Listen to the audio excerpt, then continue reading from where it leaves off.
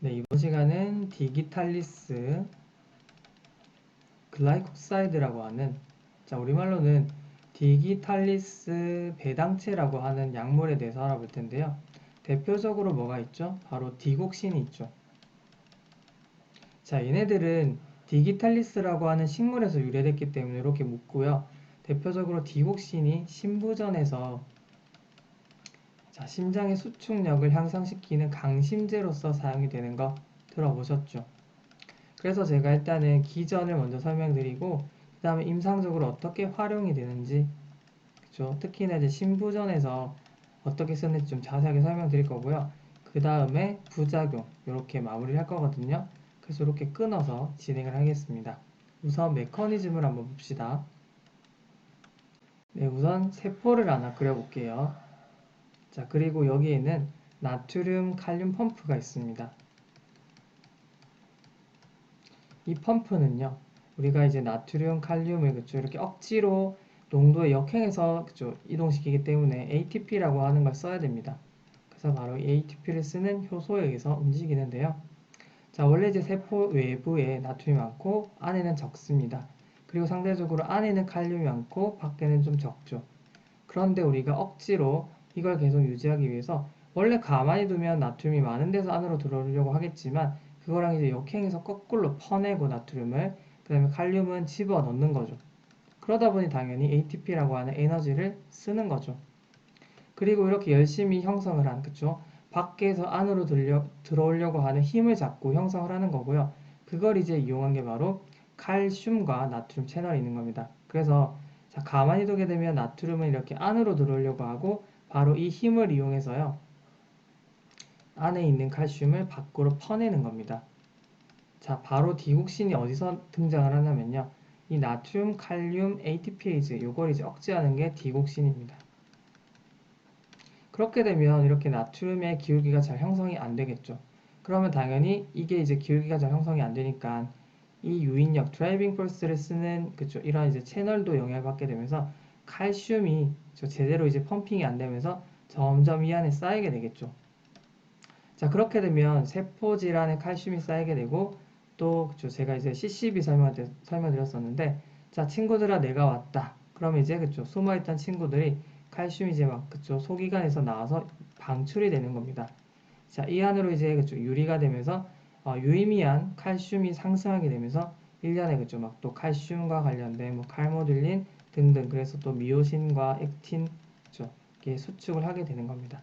그래서 바로 이게 칼슘과 관련된 수축력, 그쵸? 그래서 왜 이게 강심제로 사용이 되는지 일단은 이해가 되시죠? 그래서 일단 수축력은 이렇게 이제 형성이 되는구나 라고 생각할 수 있는데요. 자, 추가적으로 같이 또 설명드릴 게 있습니다. 바로 얘가 또 미주신경을 항진시키는 기능이 있거든요. 자, 그렇게 되면 심박수 자체는 느려지겠죠. 그쵸? 그리고 또 추가적으로 이 AV 노드, 그쵸? 이걸 또 누르는 역할을 합니다. 자, 그래서 이 AV의 전도를 또 속도를 늦추기 때문에, 그쵸? 이것도 이제 여러분이 알고 계시면 바로 심방세동에서 디곡신이 나타난 이유를 또 알 수 있을 겁니다. 심방세동이라고 하는 건요, 너무 미친 듯이 에이트리움 쪽에서 막 전기적인 흥분이 발생을 하고 이게 결국 자, 벤트리클 쪽으로 이어지게 되면 굉장히 위험할 수 있는 심실빈맥으로 이어지는데 이거를 그쵸, 좀 차단해주면 좋겠죠. 그래서 일단은 심방세동에서 쓰는 거고요. 그런데 보통 우리가 이렇게 심부전 이 동반돼서 수축력을 조금 높여주면 좋겠다라고 하는 사항과 더불어서 이렇게 심방 세동이 같이 있는 경우 있죠. 요럴 때 바로 디곡신의 적응증이 되는 겁니다. 무슨 말인지 아시겠죠?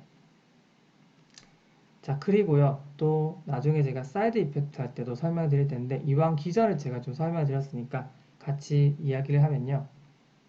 자, 디곡신의 대표적인 부작용 중에 하나가 바로 부정맥입니다. 자, 일단은 이게 이제 심박수를 늦추고 또 그쪽 미주신경 항진이랑 관련이 있기 때문에 바로 서맥, 브라디카디아랑 또 관련이 있고요. 또, 자, 이 나트륨이라고 하는 게 원래 이제 그쵸, 세포 안에서 외부로 그쵸, 퍼내야 되는데 자꾸 이 나트륨이 안에 있다 보면요. 원래 이제 세포의 안정막전이라고 하는 게 있죠.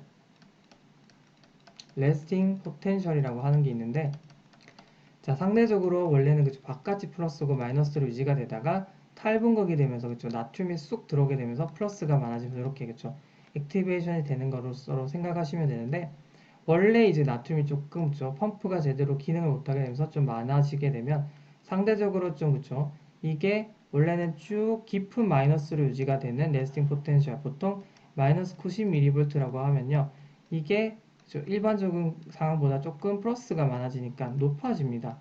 그래서 안정막 전이가 한 이 정도로 유지가 되면요, 뭔가 이제 흥분에 대해서 좀 더 민감해질 수 있는 거겠죠. 그래서 안정막 전이가 증가하게 되면서요, 그러니까 절대값은 감소하는 거죠. 이 0에 가까워지게 되면서 자, 뭔가 이제 그쵸, 액티베이션 내기 쉽다. 그래서 흥분하기 쉬우니까 심장 입장에서는 또 부정맥이 그쵸, 날뛸 수 있는 확률이 높아지게 되는 겁니다. 또는 더 어떻게 쉽게 이해하시면 되냐면요. 자, 칼슘이 안에 들어있죠. 칼슘이 이제 많아지게 되니까 이게 또 우리 부정맥의 오토마스티 있죠. 이게 자동능이라고 하는데요. 이거를 또 그쵸, 유발해서 부정맥을 또 초래할 수 있다. 이렇게도 이해를 하시면 되겠습니다. 그래서 이제 다양한 그쵸, 부정맥이 발생을 할 수 있구나. 여기서 한번 설명드릴게요. 아시겠죠? 자, 일단 이렇게 메커니즘 설명 여기까지 마치겠습니다.